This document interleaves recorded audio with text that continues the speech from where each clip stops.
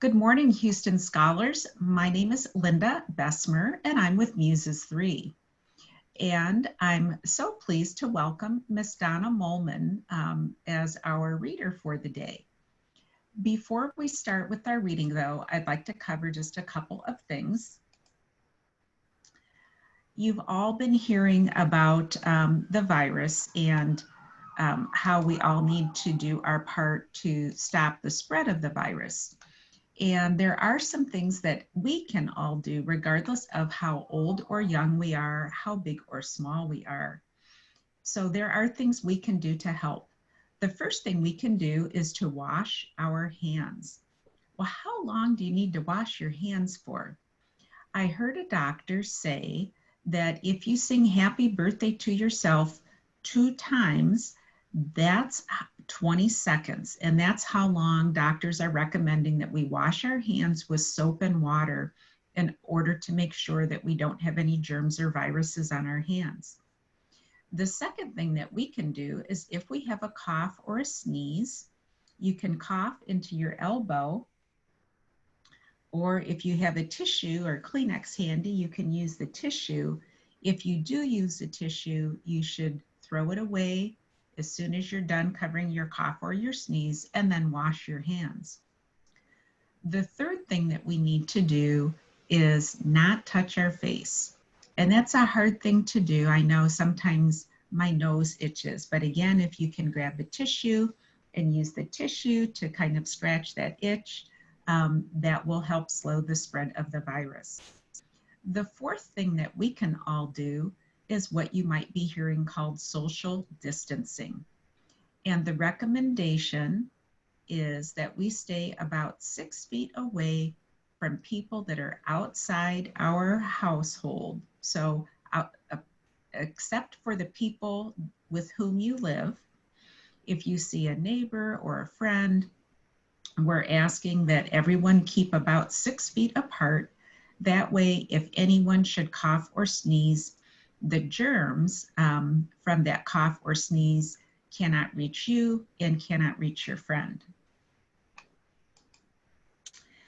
If you are watching our video session and you have a question today for Miss Donna, if you click on the Q&A button at the bottom of your screen, I will see your question and make sure that I read your question to Miss Donna so that she can answer that for you.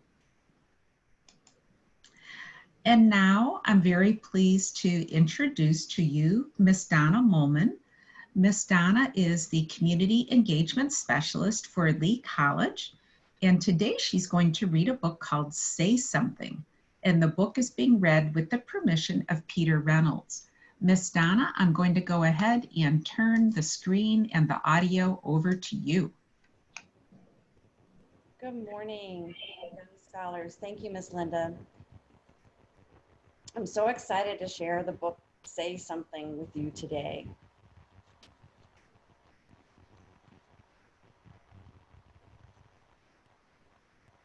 The world needs your voice. Mine? Yes, yours. Go ahead. It doesn't need to be perfect as long as it's from your heart.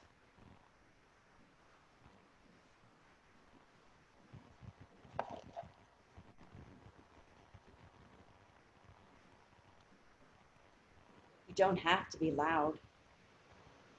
Powerful words can be a whisper. You can say something in so many ways, with words, with action, with creativity.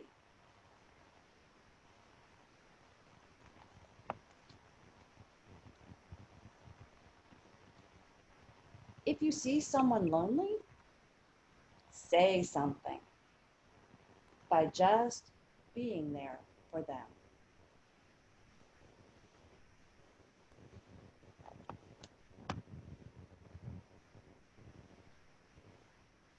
If you see an empty canvas, say something with your brush.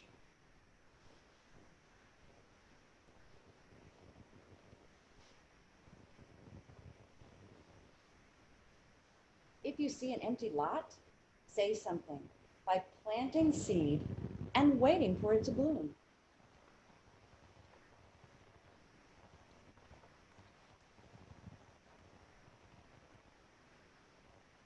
If you see someone being hurt, say something by being brave. Hey, stop.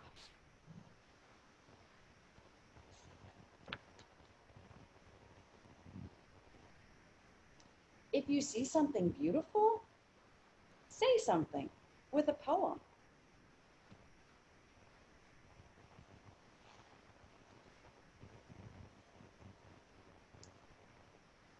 If you have a brilliant idea, say something with confidence. Eureka!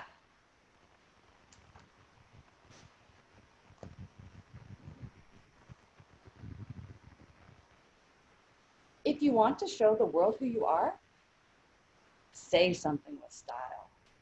Ta-da!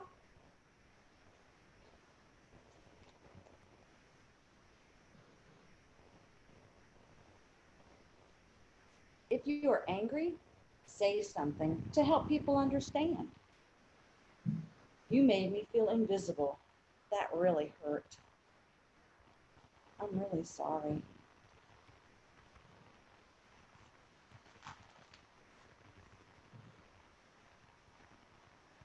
If you see an injustice, say something peacefully. No more hurting people. Peace. Inspire others to do the same.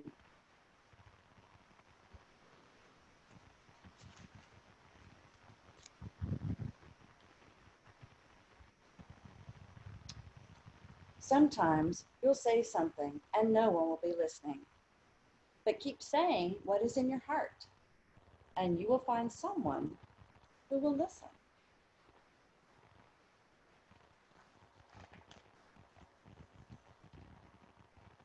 Keep saying it, and you may be surprised to find the whole world listening.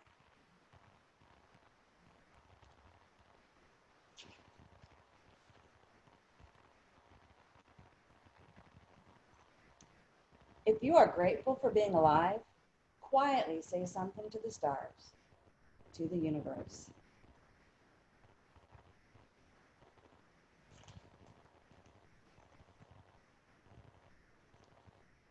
Some people find it easier to say something than others, but everyone has something to say.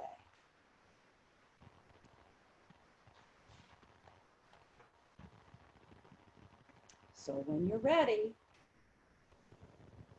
say something.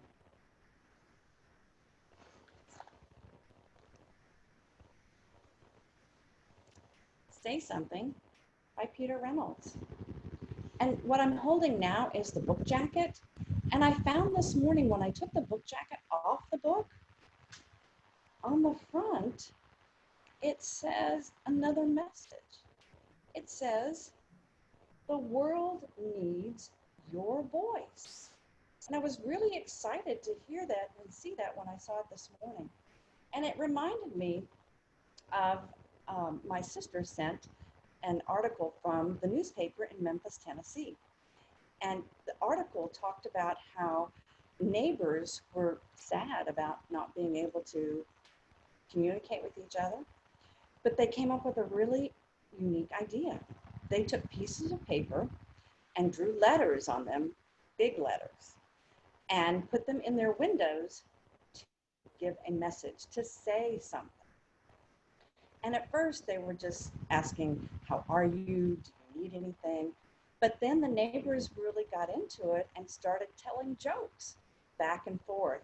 And it really helped their neighborhood feel more connected, even when they had to and were abiding by the physical distancing. Everyone was staying safe. But it helped them feel more connected. They were saying something. And another way that it mentioned in the book that you can say something is to create, to draw a picture, write a poem, be creative, and because all of us have our stories to tell. And now's a good time to hone those skills of writing, because these stories, what we're living through now, these stories, people want to hear what we're doing during this time. So be sure and say something. Well, that's a very good message, Miss Donna. For students who might be interested in a session that one of our author friends is going to do, they can go to the Muses 3 website and uh, click on the M3 resources tab and come down to read alouds. And there's a session being held by Nancy Lowen, who wrote a book called Show Me a Story. And she's going to actually read that book aloud and then talk with our young scholars about how they can draw and illustrate pictures that help tell that story. One of the other things that Miss Donna has done for us Houston scholars is put together a list of books about different feelings, because we know this is a time when you might be feeling very different emotions. And so that list of books is available again on the website. And Miss Donna, can you tell us a little bit more about that list of helpful books? Yes, that list of helpful books I found through using Mayan, and the books are focused on feelings and emotions, and they cover angry, happy, sad, and scared. And those four feelings, I've felt all four of those the past few weeks. And by reading those books, it helped me understand that those emotions were normal for the circumstances that we're under. It was okay to feel that way. And it gave me ideas of how I could make myself feel a little better if I was in angry or sad or scared. The happy one, that was a nice uh, uplifting one that really helped. Well, great. Well, thank you so much for sharing that with all of our scholars. I know that they'll appreciate being able to find those other books, whether it's in Mayan or whether they have another source. Those are really good titles for folks to be able to access. If I'm going to go ahead and move to sharing one last screen.